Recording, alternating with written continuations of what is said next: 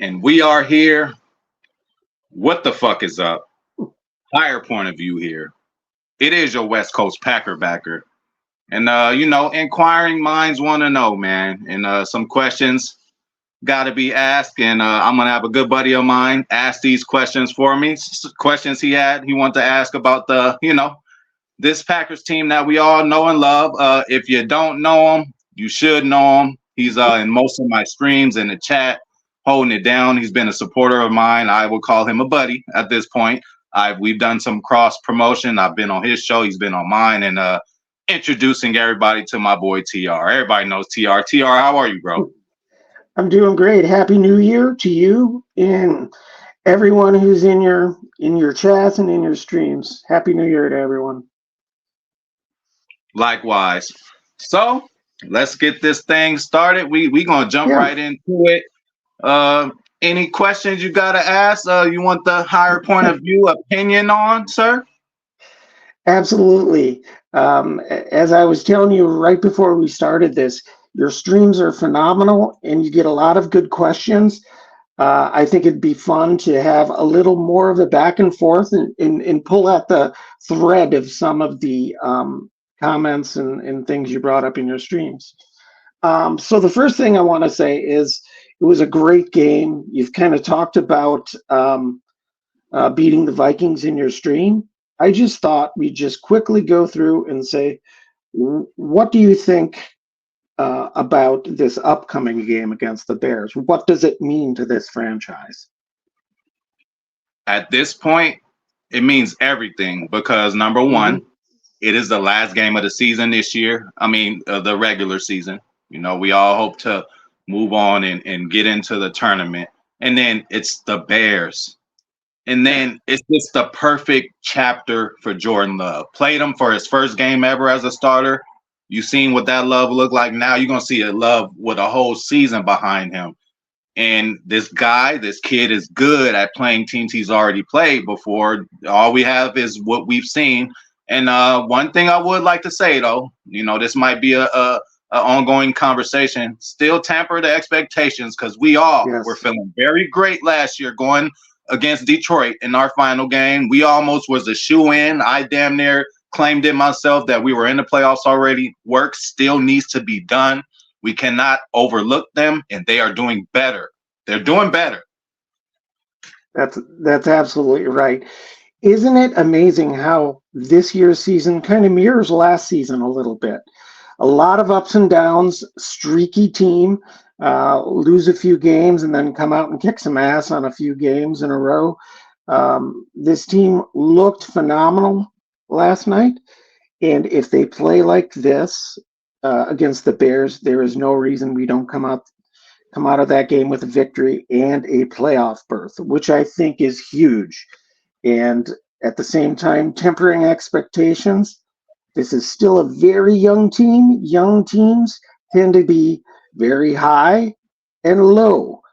They go, they take that roller coaster ride. So they need to keep up the intensity and bring it to the game this coming Sunday. And I'm confident and excited.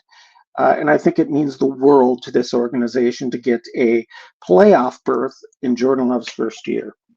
But one thing we need to keep our eye on is injuries. We seem to be decimated with the injuries this year.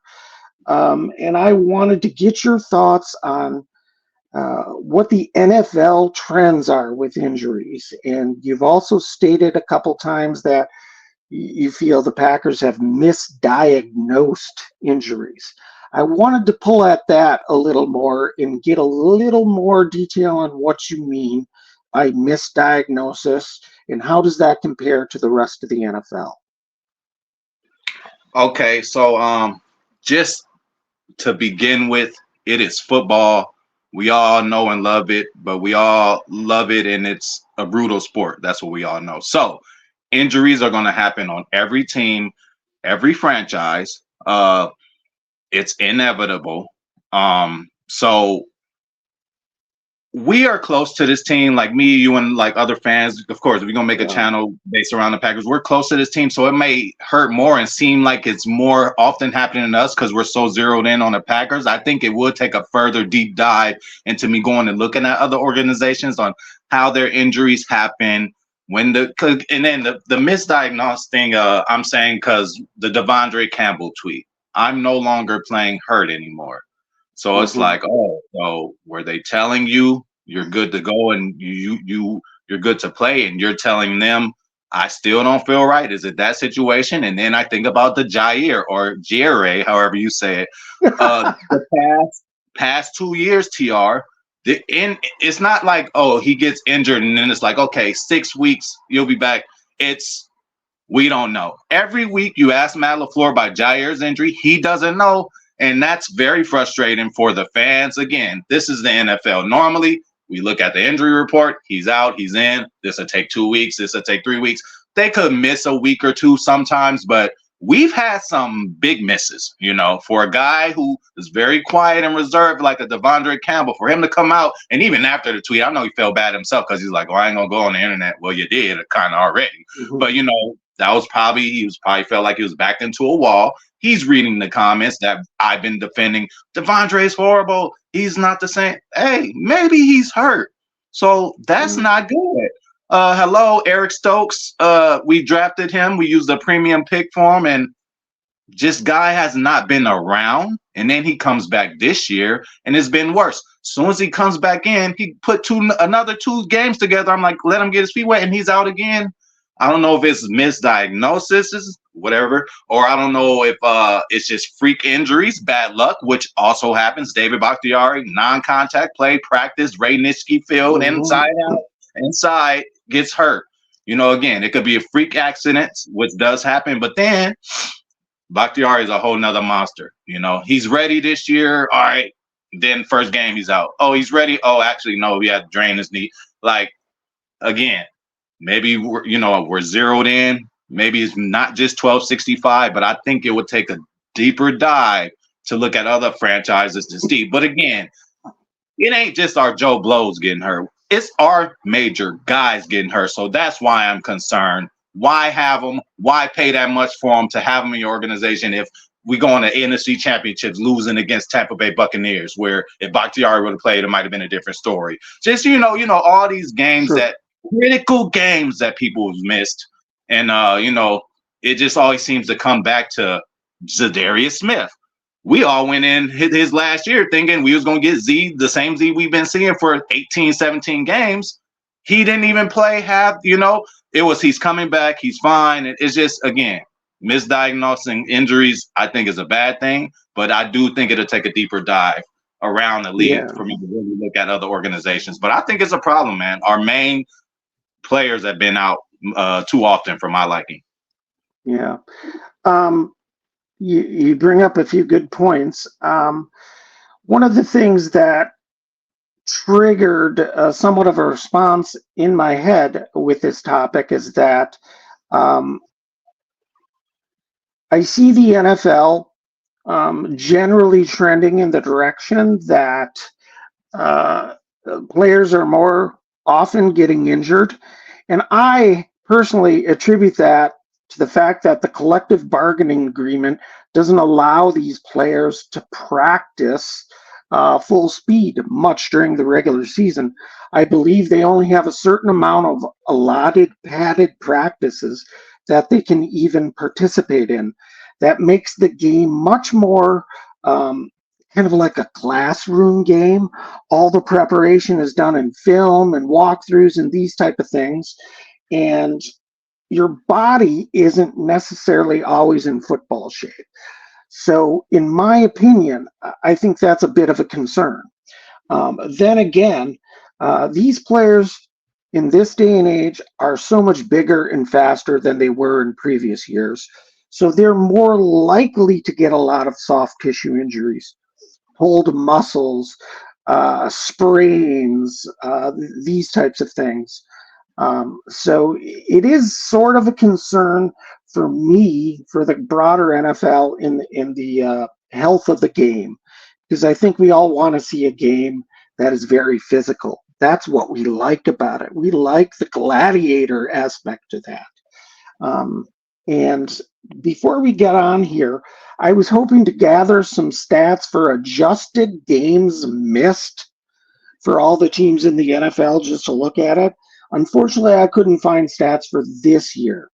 I could look at last year. So at the end of the year, and if we talk in the future, it'd be really interesting to bring in some of that data so we can see if the Packers are about average of the NFL, if they end up having more injuries or less than typical teams with the NFL. And the last thing I just wanted to comment on that, as far as misdiagnosis and whether or not the training staff is up to par, it's my understanding that these NFL players, when they have injuries and they need surgeries or this types of thing, they can select whoever they want to go to perform those surgeries. If they don't like the advice that they're getting from the team doctors, they have the freedom to go anywhere they want to get second, third opinions and those types of things. So I think the onus of those types of injuries need to be a little more on these players, as far as dealing with the recovery and any complications that would arise from that. I guess I say that because I'm a little sensitive to the good people at Green Bay. I know that there's a lot of healthcare professionals who work with the Packers who do great job. But I think it really is on these players to take care of their own bodies, both with conditioning and from seeking the proper health care. So Hey, that's my. thank you for defending, the whole healthcare of Green Bay, because actually that does make sense. Like, ain't nothing but the Packers in Green Bay. So I'm sure even every doctor in Green Bay wants the best for the Packers. So they're not about to go out there and do Mickey Mouse Yeah. jobs on people. Yeah, and if you think about it, there's so much money tied up into the health of these players. They're going to get the best care in the world, especially for orthopedic type surgeries. So, I think we as fans, we get frustrated when our players aren't playing, but we don't know what's really happening behind the scenes. And I really think the people in healthcare do a great job. And sometimes you can't control nature.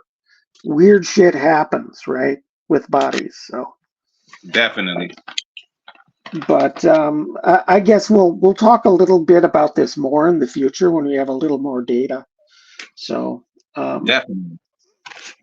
On to the next thing I wanted to ask you about is whether or not the Packers really have had some team discord behind the scenes. Is that fact or fiction?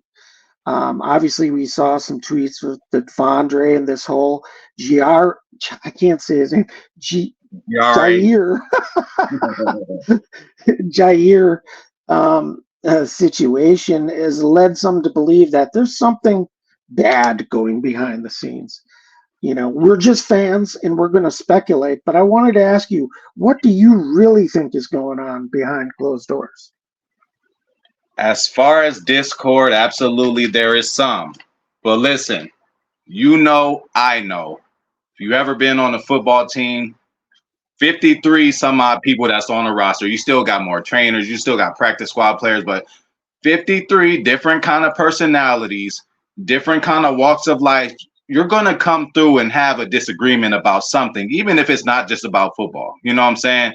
So we have that. And also they're like some alpha males. And I say alpha male, like MILL, because they're alpha males, all right? They're at the top of their game, but actually, too, they're millionaires. So you got a lot of money, you at the top of your game, and you got all these same 53, these type people all together. There's going to be some sort of kind of disagreements. Now, where organizations shine is how they deal with those disagreements. Phil Jackson, the Zen master, is known. What is he such a good coach for? He makes people get along and he makes people get into it, sometimes by design, in order for the betterment of the team. So sometimes it's going to happen. It happens. There's even the best teams in the league right now. Talk to some Eagles fans. They've been pretty much the best team, 11-1 all year and all that. Now everything's in shambles. Everything's coming down. So it's a combination of everything. Alpha males, testosterone. They all got a lot of money. They believe in what they do is the best. They believe that they're the best. So I think every locker room has that. The locker rooms who succeed is the ones with great leadership as far as coaching and organizationally to lay down the iron fist sometimes when it comes to certain stuff happening, nipping stuff in the bud, not letting the inmates run the asylum for certain kind of situations. So that's what I got on that. Every team, I don't care, every family. Families love each other to death. They are family. They're all they have. But you're going to have disagreements no matter what. It's something you have to avoid. But the thing is how you take care of the disagreement. Every locker room in there has some kind of problem. Everyone. That's true. And if you recall, Matt LaFleur has always said that he wanted the leaders on this team to be run by the players. He did not want to appoint leaders. He wanted the team themselves to step up and take care of that. Now, that's a tricky situation, in my opinion, when you have such a young team. And perhaps that's the type of discord we're seeing in the public at this time, is simply that we don't have that strong leadership, especially on the defensive side of the ball, since Rasul left, right? In Jair's, you got to admit, the guy's a bit of a goofball. Would you would you agree? I mean, he is his own dude, right? Definitely. And one of a kind. And again, he got over a coin toss. It's deeper than that. It's well, and he screwed that up. That alone, the way he did that, that was enough for me. And again, I've heard Packer players from back in the day said, "Oh, in our day, you would have got benched immediately and not played." Yeah. So I think we handled it pretty well. And again, I said it before. Sometimes I don't mind sending a friend money in jail or whatever, but like, I got to know what you went in for. If it was some dumb shit, I can't help that. Support that. That's right. That's right. So definitely, there's more to the story. We don't know the extent of what happened, but I think it's fair to say when they claim it is acting in detriment to the team, obviously there is some pushback against leadership on his part, or going rogue like he did in the case of the coin flip. But there's definitely more to that than just that. I believe they did the right thing by doing a suspension. You've had dudes and other people say that they should have just fined him, but I don't necessarily think a fine works, especially if you look at the details of the collective bargaining agreement. I think you can only really fine a player like 10% of his weekly salary, something along those lines. And I don't think that type of punishment would be firm enough, in my opinion. I think what they're trying to do is just trying to set the tone. Set the tone and prevent an outbreak of that type of behavior. So I think you and I are very much on the same page there, and that's great to see. And so these things add up, TR. God bless Mike Tomlin. Again, I gave him a shout out. I'm gonna give him a shout out again. He once dealt with a player named Antonio Brown. We didn't hear about a lot of this stuff for a while. Yes. That is Tomlin. That is him, But then but when you start letting them do little shit, they start to, if we just let Jair do that and not did nothing about it, on top of all the other stuff that he's, been doing, like, you gotta draw a line. So I'm glad it happened. Absolutely. And I like the fact that you bring up Tomlin, because the Steelers are another organization who are patient. They're patient with their staff and their players, and they give everyone enough time to fully develop to their potential. So, I'm a fan of Tomlin. I think he's a great coach. And as far as other organizations, I definitely respect the Steelers. I really do, as far as how they run their business. I say the Steelers are the Packers of the AFC. That's how I always felt about them. Yes, they very much function with a similar mindset.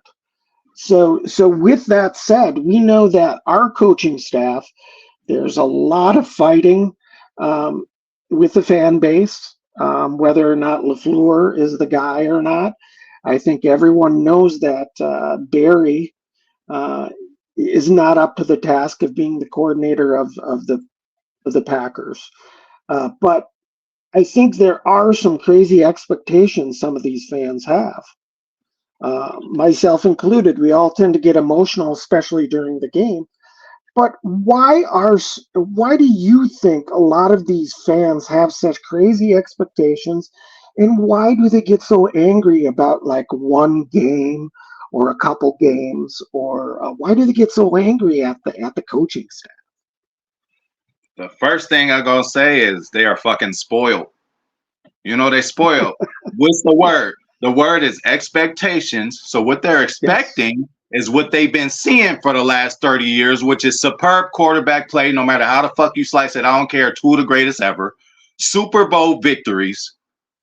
Two that I seen with my own eyes. You've seen them too with your own eyes. Were you around for the first other ones? But you know, but No. I know, but you know, they're spoiled, you know, and Yeah. I understand that, but there's also ways to be spoiled. You know, like you got kids who's just that spoiled brat. You give them everything and they just don't appreciate it. They throw it on the floor like it's nothing. And you got some that understands that they are spoiled, that when they do ask you for something and that one or two times you do say no, they're okay with it. You know, it didn't go their way that time. They're okay with it. But it just all starts from people being spoiled. And, you know, but it's also again, 30 years of excellence is it's hard, but as far as expectations, if Aaron Rodgers last year, this same almost team last year, if Aaron Rodgers last year said tamper expectations, that came from the mouth of a four-time MVP. He's seen and done everything in this league. He's very smart and knows football. He said that. So why wouldn't we give number 10 the same? If Aaron Rodgers last year said tamper expectations, because you know I'm seeing how things are going, but you know it's gonna get better, but we don't know how soon it's gonna be. You got to give Love the benefit of the doubt anyway in that situation. Just like if Aaron said tamper him this year, we would have last year we would have to tamper him this year because you know we're dealing with a first year starting quarterback. So I just think you know again, we've been spoiled, but again, we've all sat in the beginning of the season before the season started. It seemed like you know the majority of Packer fans was like, okay, this is a house money kind of year, and you know, I thrived and lived on that throughout this whole year. But we had some people actually thinking that we will win 11, 12, 13 games, you know, Mhm. so of course they'll be mad and upset because we didn't win 13 games this year, and that's what they were predicting. But you know, I remember me and you saying at one point 8 or 9 games. You know, that's kind of where we at right now. Because again, we didn't see it yet. We can say all this in off season, but we all got to actually see it. We know there's talent there, but we got to see how shit works out. And you know, that was a safer pick, but again, that was also the logical pick. You know, so I just think Mhm. people expected too much. And, you know, Sure. we're not a 13 win team yet, but we're on our way. Yeah, absolutely. All great points.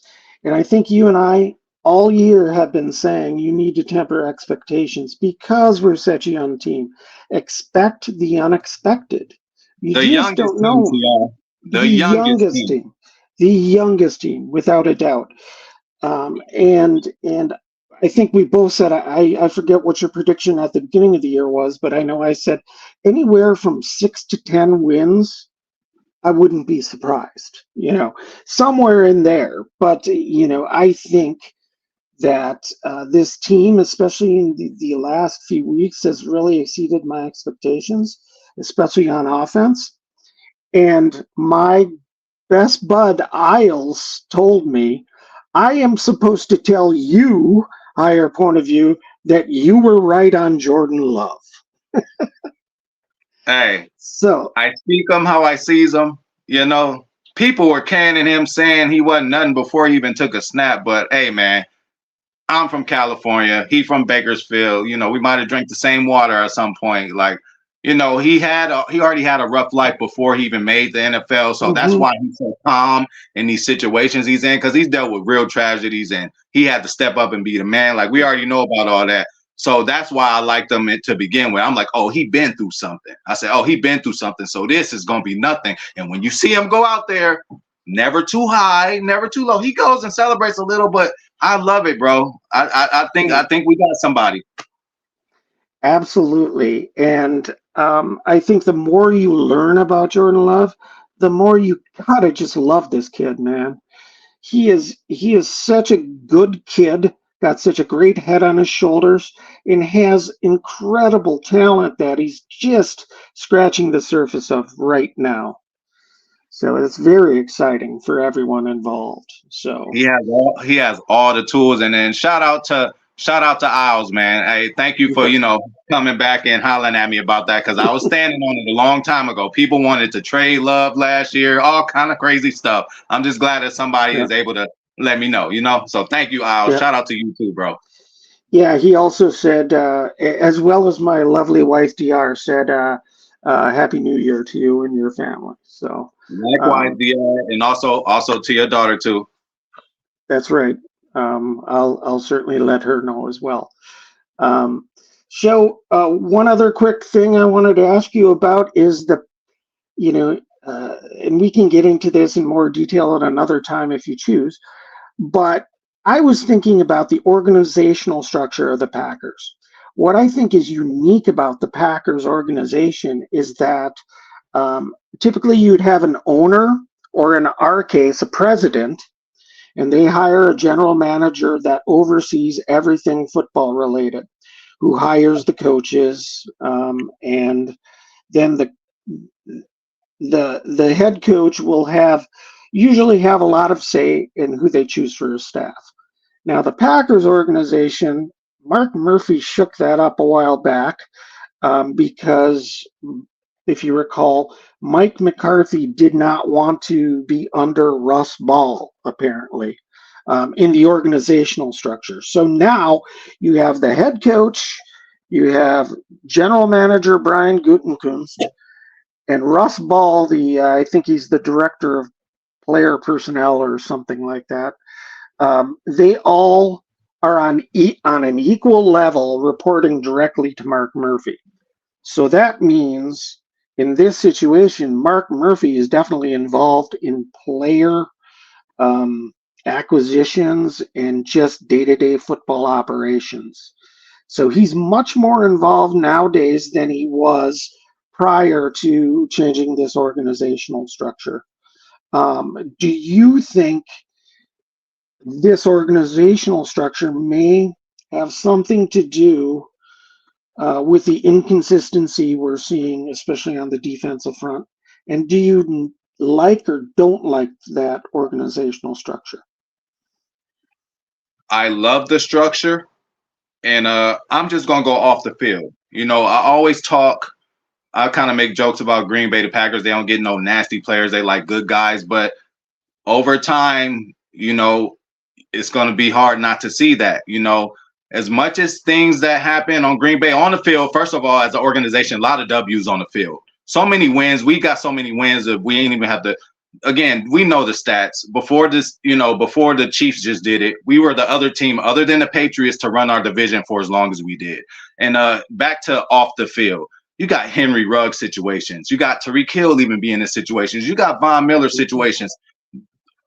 That doesn't happen too often in Green Bay. So as Mhm. far as structure, I love that about us. There's no like scandals. It's a lot of that kind of stuff doesn't happen in Green Bay, and it takes more than winning on the field to be a top 5 organization in the NFL. Period. And I love the structure as far as that, and us doing this to Jair, as much as we love him, this had something to do with our structure. If we weren't structured Mhm. right, if we were Yeah. like these other teams who fire coaches in the middle of the season, if we were like these other Mhm. teams who it's just so much going on with other teams who start quarterbacks, rookies, and then change their mind right in the middle of a game. Like, you're saying you're saving the rookie from being hurt, but you're hurting them, taking them out, saying like, I know you're not ready. Like, it's a lot going on with other teams, and a lot of that stuff we don't have to deal with.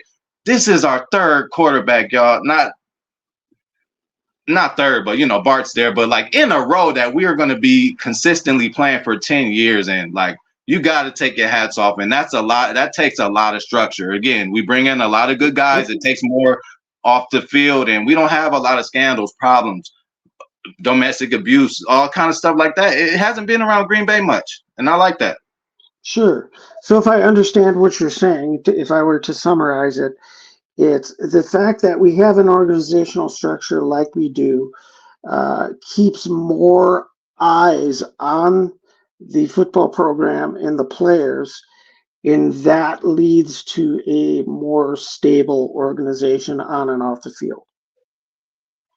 Is Definitely. that okay? Is okay.